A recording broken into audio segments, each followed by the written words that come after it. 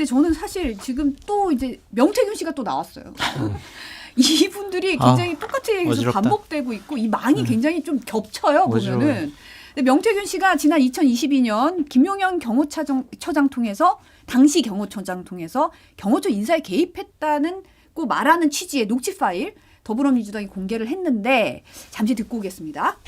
나는 이제 스페인 같이 갔다 하길래 한테 빨리 이력서를 보내라 하니까 보냈더라고. 그래서 난 다음날 전화가 왔더라고. 가게 됐다고. 그래가 불러갖고 격려를 좀 해주고 챙기라. 김용현이가 하여튼 불러서 격려할 거고 그 누구의 대통령 조카 황정호 내가 소개시켜 줄 테니까. 이 녹취 내용이 사실 명 씨가 지인에게 내가 이런 거 했어. 뭐 내가 인사청탁했어. 걔가 성공했어. 뭐 이런 내용이잖아요. 근데 창원지검 수사 보고서에도 권 씨가 인사 관련 통지문을 이제 명태균 씨한테 전하면서 다 박사님 덕분이다. 박사님 라인으로 입성했다라고 말하는 대화방도 있다는 거예요. 그러니까 이분이 대통령 경호처 소속인데 5급 공무원이었잖아요. 근데 전직 대통령 경호팀 소속이었단 말이에요. 그건 좀 한직이잖아요. 그러니까 명태균 씨의 부탁을 해서 넉 달 뒤에 용산 경호본부로 자리를 옮겼다.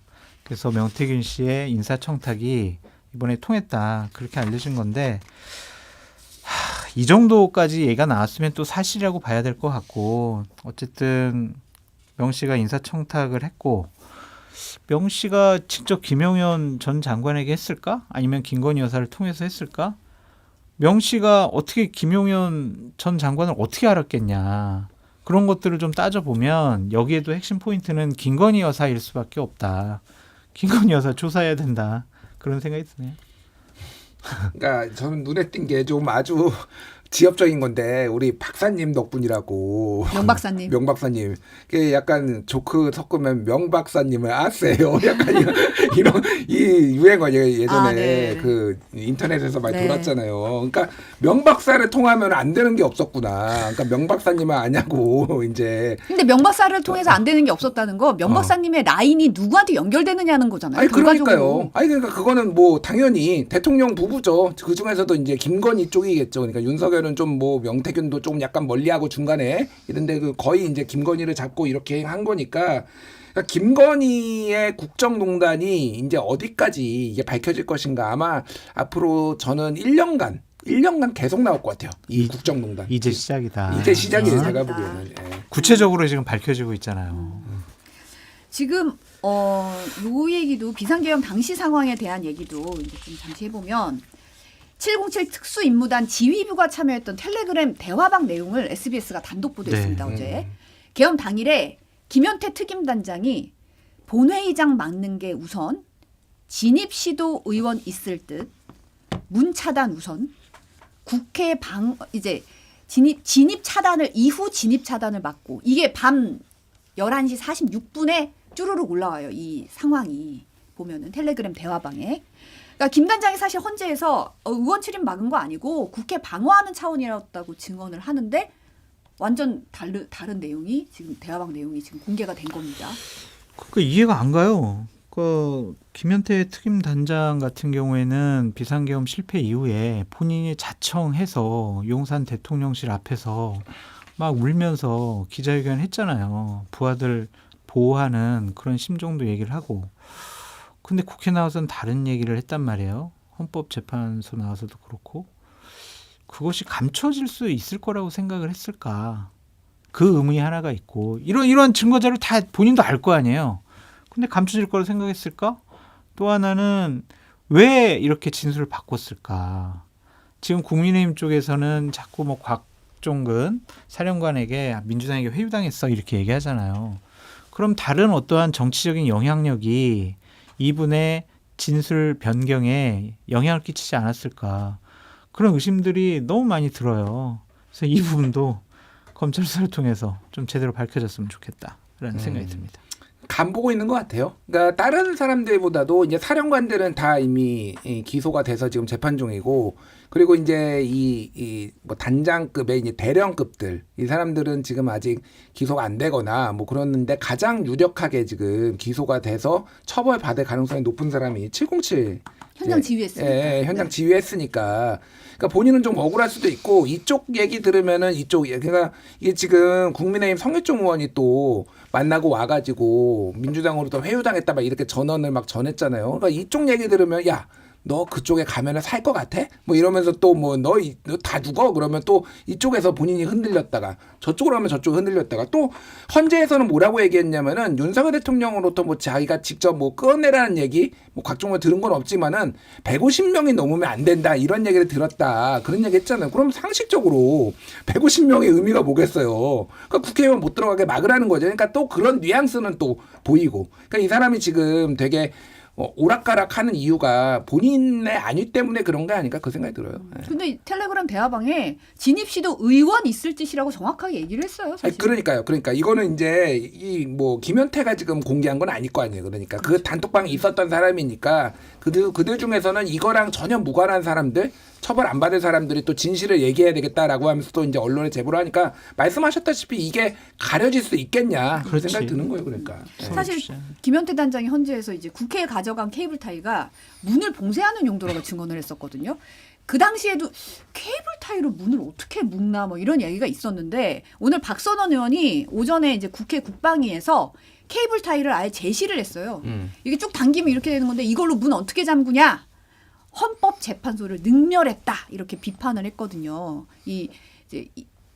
코브라 케이블 타이 뭐 이런 걸 이제 특전사 전용이다 이러면서 얘기도 하고 이게 어떻게 되는 건지를 아예 그냥 공개를 했는데 어떻게 보셨나요? 저게 이제 나비 모양이에요. 네. 나비 모양. 그래서 딱 두 손이 딱 들어가고 뭐가 됐든 두 개가 딱 들어가고 쭉 당기면은 착 이렇게 하는 거니까 수갑보다 편한 거죠. 그러니까 저게 가볍기도 하고 여러 개 가지고 다닐 수 있고.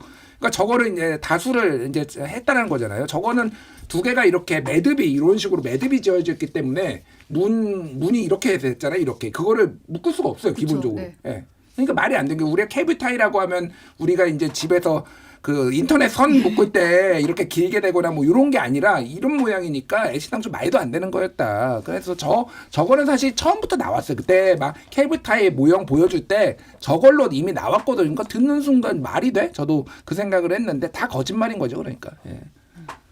지금 아까도 국회 국방위에서는 이제 서로 방금도 지적하셨지만 박선원 의원이 이제 국방위원장한테 회유하신 것 같다 김현태 단장이 해외 파병 부대장으로 인사청탁하지 않았느냐 이렇게 물으니까 성 위원장이 그런 적 없다. 수사가 어느 정도 마무리되고 나서 국방위원장한테 이제 얘기하는 게 좋겠다고 해서 면담 요청해서 만난 거다. 뭐 이런 식으로 얘기하면서 막 공방이 오가고 케이블 타이 나오고 이러니까 지금 오전 회의가 이제 그냥 중단됐거든요. 서로 음모론으로 상대방을 공격을 하는 거고 상대방의 얘기의 주장에 진실성을 좀 폄하시키려는 것 같다라는 좀 생각이 드는데요.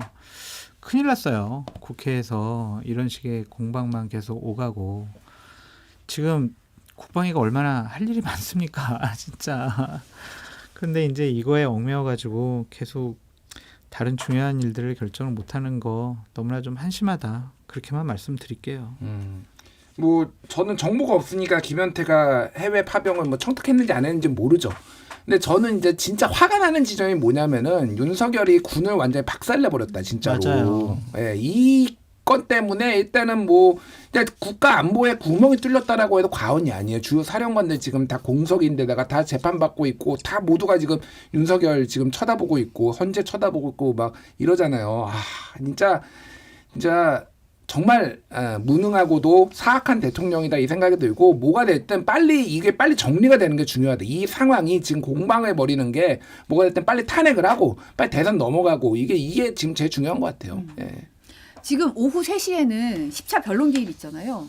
헌법재판소 탄핵 심판 10차입니다. 뭐 조지호 경찰청장은 이제 증인으로 출석하겠다고 지금 밝힌 상황이고 한덕수 총리, 홍장원 전 국정원 1차장 차례차례 나올 텐데 두 분 어디에 주목하십니까? 뭐 다 주목하는데 하나만 말씀드리면 네. 한덕수 국무총리가 윤석열 대통령 면전에서 비상계엄 거는 요건이 아니었습니다. 간담회였습니다. 이건 그 국무회의가 네, 국무회의가 아니었다. 아니었다. 네. 요건이 안 됐다. 뭐 간담회라고 생각을 했습니다. 정상적인 국무회의가 아니었습니다. 그런 얘기를 할 수 있을까? 좀 그런 생각이 좀 들어요. 그분이 그렇게 뭐 강건한 분은 아닌 것 같아요. 그래서 피청구인 쪽에서 계속 몰아붙이듯이 물어보면 그분이 또 좀 얼버무리기도 하고 본인의 진술을 바꿀 생각과 가능성이 있지 않을까.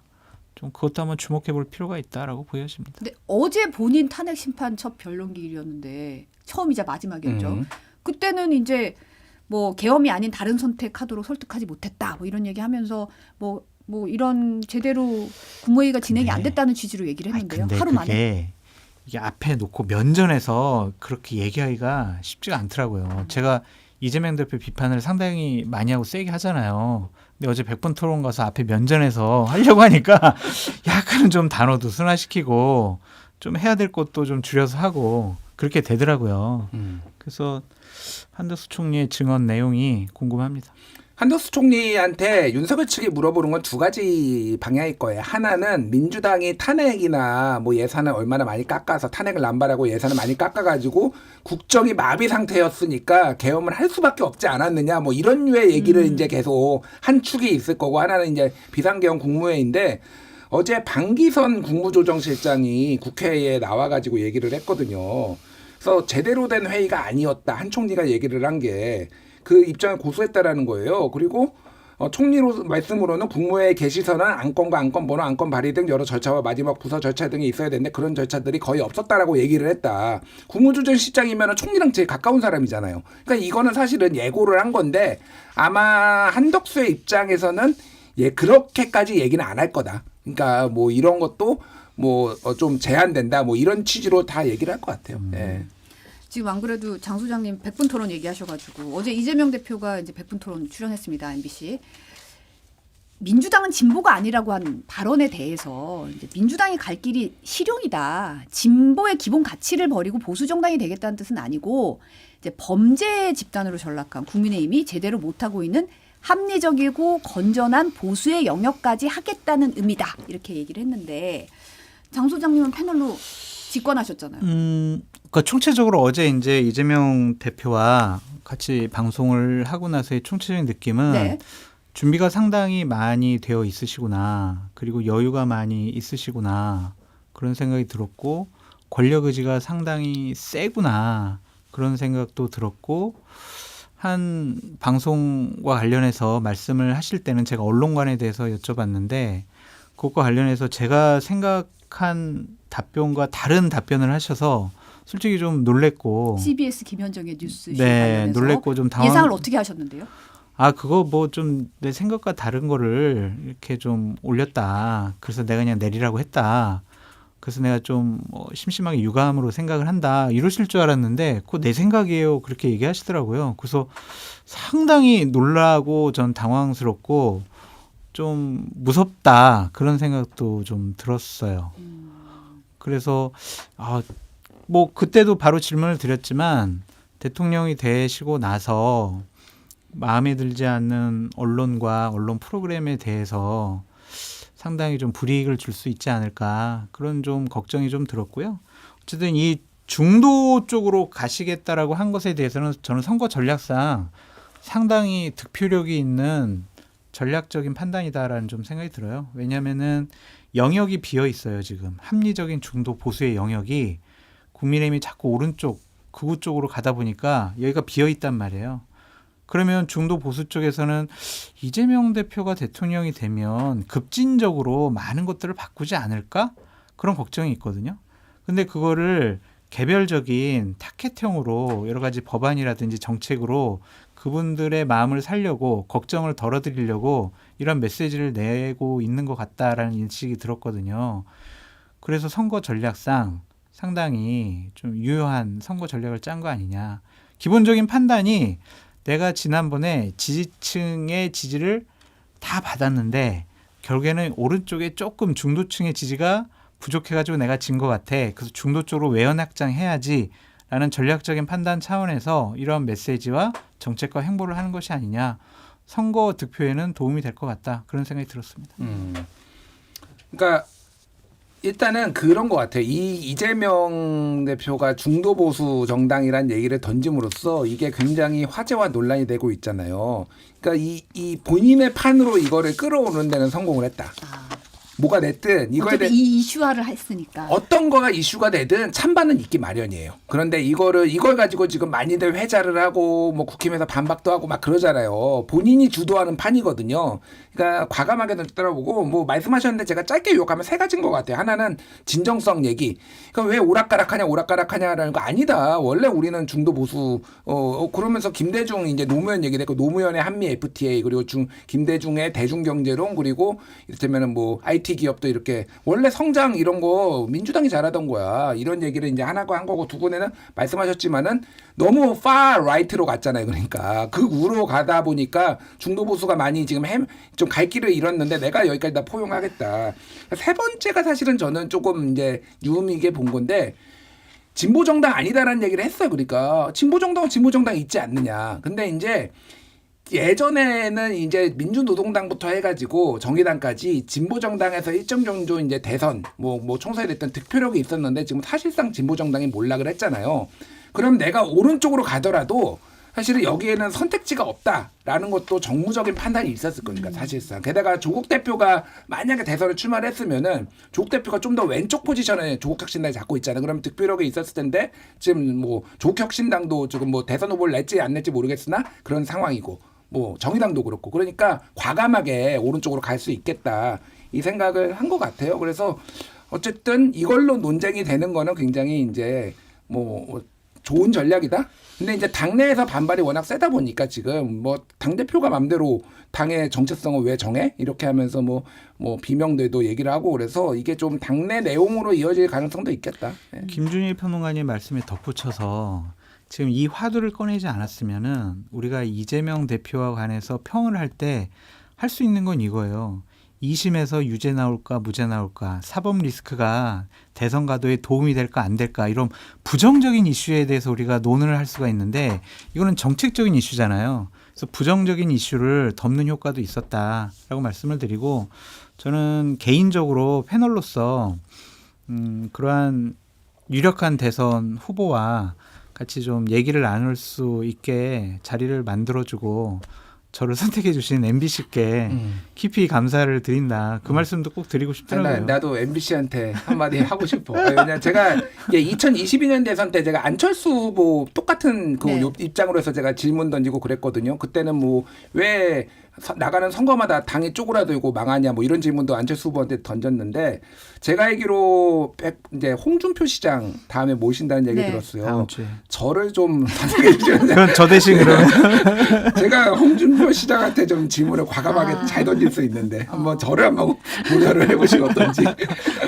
아니 저 유튜브도 같이 하자고 얘기가 나왔었다면서요. 그 이재명 제가 대표가. 이제 끝나고 나서 이재명 대표님께 제가 이렇게 질문 준비를 많이 해왔는데 반도 못한 것 같다 그렇게 말씀드렸더니 유튜브 합시다라고 먼저 얘기를 하시더라고요. 그래서 저는 지나가는 말로 하시는 거로 들었거든요. 그래서 제가 그냥 이렇게 챙겨가지고 가려고 그랬더니 유튜브 해요. 어디서 할까요? 이렇게 또 구체적으로 말씀을 적극적으로. 하시더라고요. 그래서 네 알겠습니다. 그럼 제가 연락드리겠습니다. 그랬더니 아니 장 소장이 유튜브 어느 프로그램이랑 할지 장 소장이 찍어서 얘기를 해주세요. 이렇게까지 얘기를 하시더라고요. 뉴스 바사삭이네 그럼. 여기서 해야겠네요. 백분 토론도 하시고 그래가지고 그 이재명 대표께서 상당히 좀 본인의 여러 가지 얘기를 자유롭게 좀 편하게 깊게 넓게 좀 하고 싶어 하시는구나 그런 생각이 좀 들었습니다. 네. 어떻게 될지 좀 봐야겠네요. 네.